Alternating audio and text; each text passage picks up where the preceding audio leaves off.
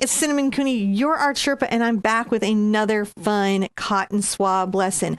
I love cotton swab painting because it helps beginners get excited about art and not be afraid of the painting process and give you a painting that you actually like in a very short amount of time. This lesson isn't going to be very long.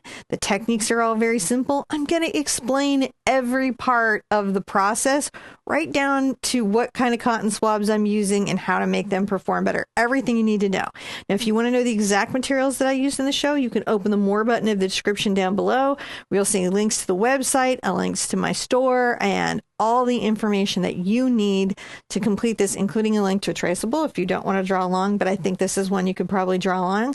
This is an all ages, super beginner friendly lesson. So if you've been looking for that lesson that'll let you do your first painting that isn't very stressful and you can just have a good time and be successful, this is the one. There's really nothing else to do but for you to get your paint, your brushes, and your cotton swabs. Come back and meet me at this canvas right now. I'm going to show you how you can absolutely paint this. Come on. So on today's painting for materials, I'm going to be using a 9x12 canvas. I'm using the Art Alternatives Classic Cotton Canvas, but you can use whatever surface that you have. I have the colors Phthalo Blue, Cad Yellow. I would recommend using the hue. And if you've got student paint, it's already the hue, so you don't have to worry about it. So if it was economical paint, you're already hue. If you're professional paint, I recommend using the hue. Phthalo Green, Burnt Sienna. I've got my favorite purple over here, and I've got titanium white, right? So those are going to be that. Then I'm also going to be using bunches of bundled together Q-tips or cotton swabs. I've got both the kind that you use for makeup and just the regular kind from the drugstore, and they're put together with little rubber bands. I like bunches of 3 and to have a few individuals around, a little bit of water, and I keep some water in a mister. So that's what we're going to be using today. So for step 1, I am going to lightly mist, this is just water, lightly mist my canvas with some water so that it's not too dry. And I'm going to grab a nice big soft brush. This is a 1-inch Select Oval Mop by Princeton. I like the one that's brown with the darker brown tips. I'm going to get it a little bit wet, drag off the extra water, and I'm going to load in some white paint first. You can see I'm going back and forth from the edge of the white, loading it in. I'm going to grab a little bit of yellow and mix that in to get kind of a ducky yellow. This is the color I'm looking for. And then I'm going to go back and forth on the canvas, going up to about, oh gosh, like a third of the canvas. Coming up here, I'm just trying to cover everything up. Getting a little more water in my paintbrush, grabbing a little more yellow this time. Loading in. You can see it's just a little bit brighter, still coming up the surface to right about here. Then I'm going to rinse out a little bit. Get all that paint out of my brush. I'm going to dry it off with a towel. And I'm going to load up my blue. So my blue, I'm going to come grab a little bit of blue and I'm going to get it into my white. Get a nice sky blue color. And maybe a little bit of my yellow there. And I'm going to come back down into my little yellow band just a little bit. Then I'm going to come up, going back and forth. I'm going to wipe off my brush, and I'm going to load a lot more blue into it. A lot more blue, because I want a nice sky. And come up at the top with some nice sky blue, nice and rich blue.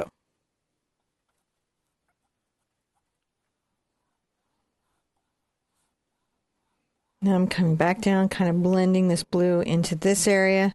And before I get to the yellow, I'm going to take another brush, a dry brush. Oops, drop of makeup.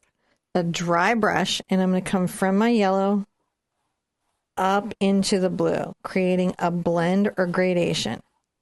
That's how I'm going to get that transition from my little yellow sky to my little blue sky. I really like the 2-brush method. This one is another oval mop by Princeton Select, and that's all I've got to do to get that background. Now I'm going to pick up my makeup. When we come back, I'm going to show you the next step.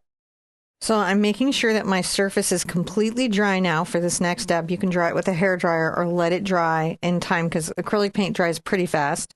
I've got a 3/4 inch angle brush. It's in the shape of an angle. This particular one is the Catalyst by Princeton, but I just like this angle shape for making grass.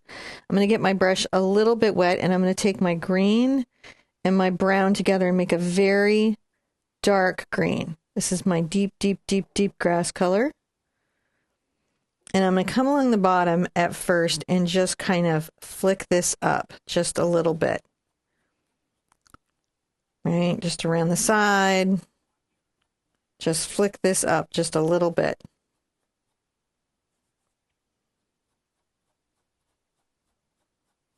Right across, just moving fairly quickly.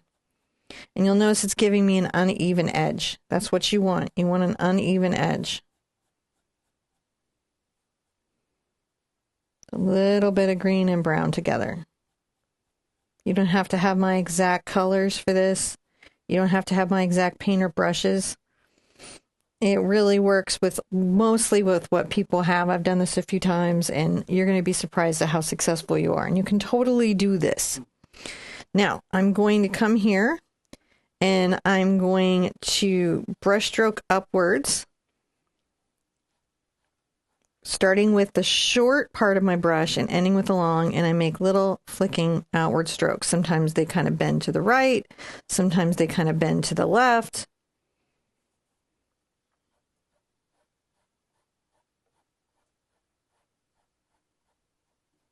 And I'm blending them into the dark area down below. I don't want to go too far up the grass because I want my sun to show.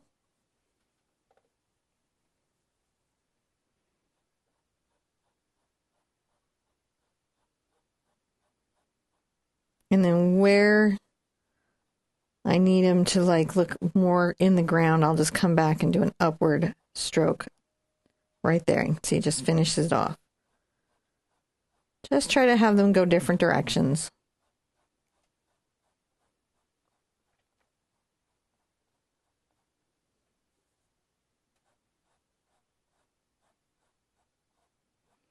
You can bring longer blades through.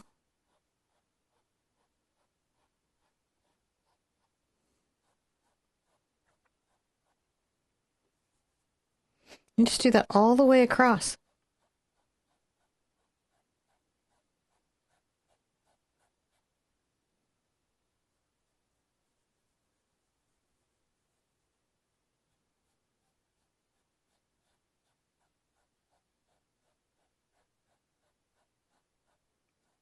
Blending there, making that a nice, rich area where everything is growing. Bringing some longer ones that wander around back and forth. And that gives me a very nice place to grow my dandelions from. When we come back, dry your surface, and I'm going to show you what's next. So I want to come back through here with a much lighter green for this next step. So I'm going to take a little bit of my phthalo green and my yellow together, and I'm going to make a very bright grass green. I even let a little of the white from earlier get into that mix.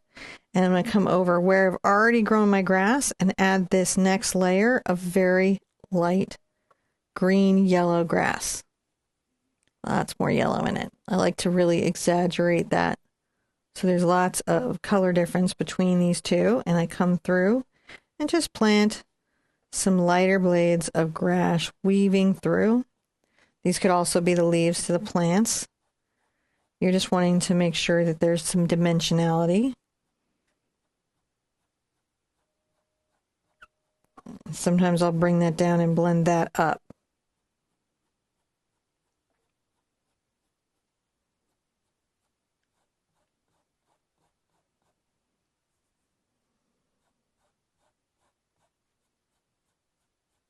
Come from the bottom, flicking up, and then blending that up.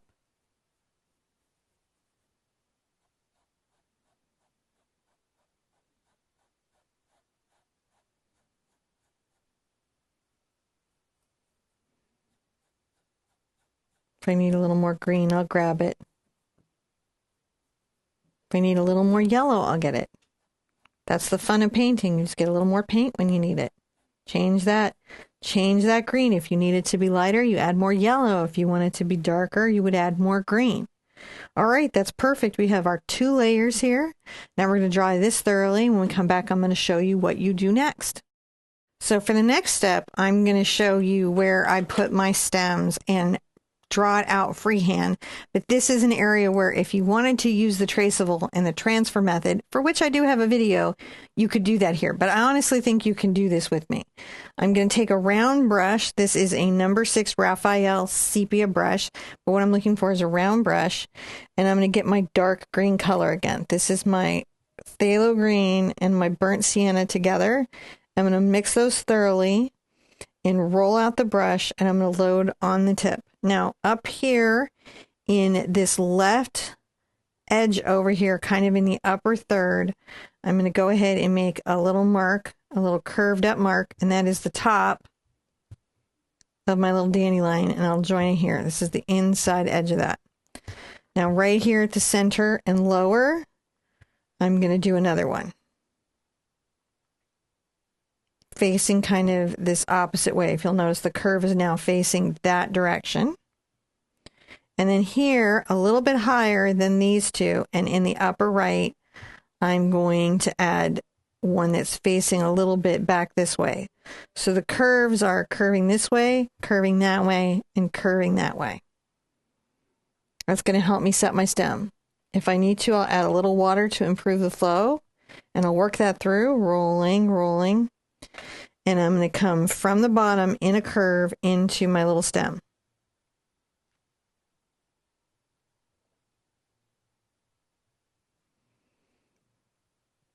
You can also come up from the top working down. You just want to have a little curve facing back the other direction. See how these are counter curving to each other? They're curving like this. That's what we're wanting to do. Then I'm going to come here and do another little curve, bending that back in. Once I have those curves in, I'm going to go ahead and add a little brown to my paint to get some more paint. And I'm going to come here and add little darker grasses or little darker leaves that are around these little plants.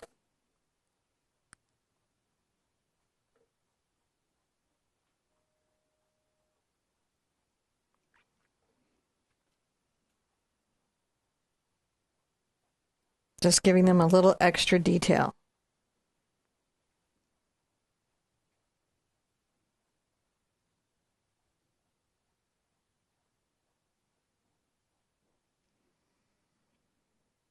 Now I'm going to imply a little bit of a line here. This one's very faint. Bring this down in. And it curves back this way, and it's a little bit shorter than this dandelion. It's just a fine line. Right here in the middle, I'm going to want a short line. It's got to be shorter than both of these. And this one's going to be almost vertical. Those will be where my lavenders go later. And then coming out here and sort of bending back towards that one, but not going too far. I want it to stop sort of in the middle so I have room for another one. I'm going to go ahead and make a very, very fine line that's bending over towards that right side. Then I'm going to come here, and I want to come up between these two. Very, very fine line.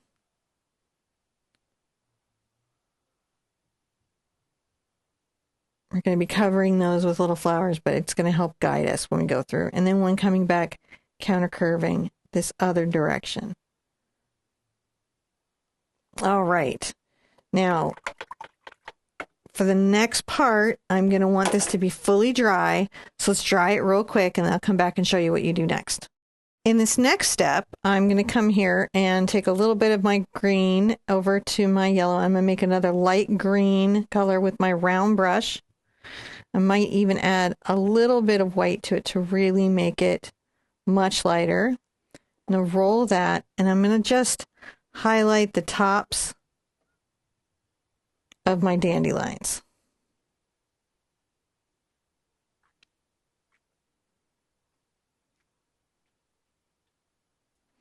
I'm going to rinse that out and put that to the side.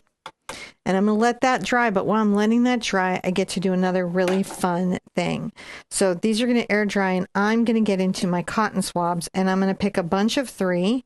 I'll grab one of the makeup sets. So this is the type you typically use to apply makeup, but you could just do a regular one. And I'm going to go ahead and take my mister and get them a little bit wet. I have put out some fresh white paint, and I've got my purple paint here, and I'm going to start with a little bit of purple, tapping up and down into my purple, and then I'm going to grab a little white.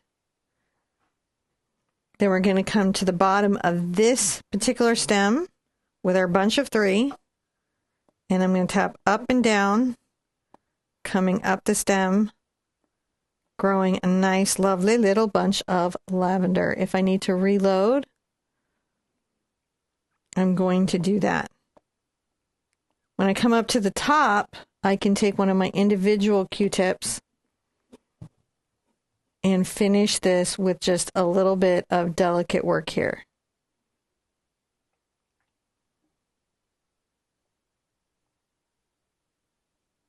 Making that a little bit tapered. All right, let's do that right here again. A little bit of purple, up and down in the white. At the bottom, we're making them slightly thicker, and as we come up, they get thinner.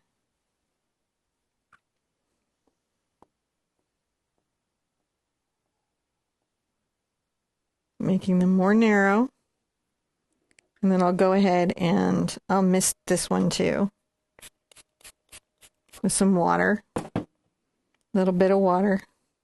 Just keeps it from getting a little bit fly away or fuzzy for me. Just a few little taps right there to finish off the flower. I can make it a little bit deeper into the grass if I want to. I'm going to come here and tap up and down again. Nice mix of purple and white.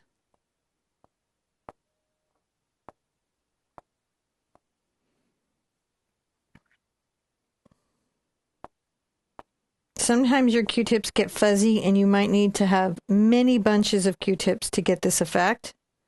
You might be going through a swab of Q-tips per flower.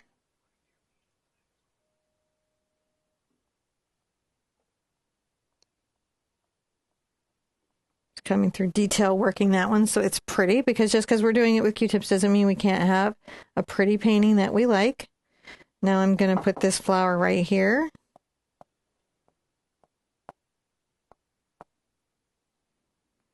A little more purple.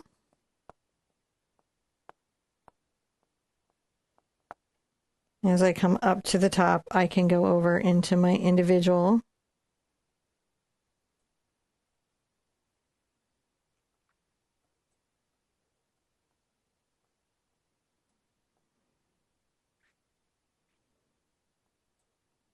Maybe with some darker purple coming back down, finishing out that shape. Now I'm going to switch sides because this one is getting a little bit, you see it's a little bit flat there, it's getting a little bit fatigued. So I'm going to go ahead and get it a little bit wet with clean water. This is just water in my mister. And I'm going to tap up and down in my paint again. This is just my regular paint. I don't have special paint. It's my regular paint.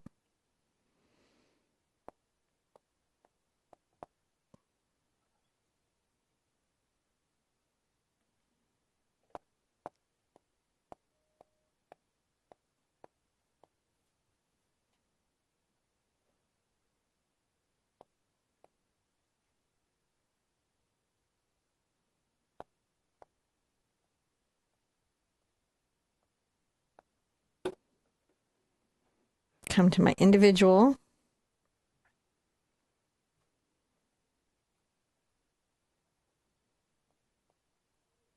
Fill that out all the way down. All right, let's dry everything and then I'll show you what you're going to do on your next step. So by now, our dandelions have dried on the top, and I'm going to grab another bunch of Q-tips. This one I'm just going to get regular cotton swabs and get them just a little bit wet, and I'm going to go to my just white paint. I put out a little more white paint, so nice clean white paint. And on this particular one, I'm only going to do this to the halfway point, so don't go past here. And I'm going to tap up and down in a half circle around the opening of the dandelion. Bring this over to the side. Not getting any purple on here. Right? You can make it big and fluffy and really, really heavy with the wish. So I'm going to go over to the next one now. This one I will do a full circle around.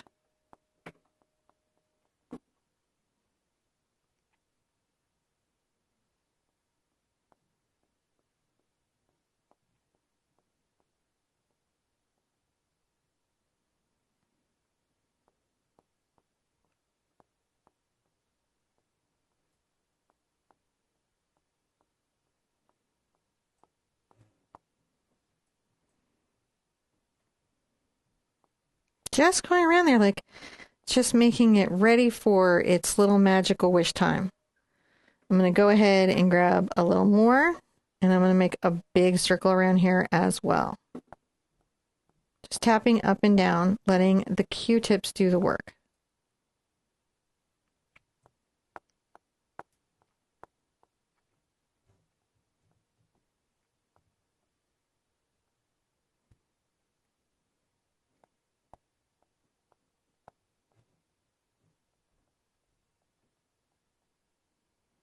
Maybe this one is a little fuller than its friends.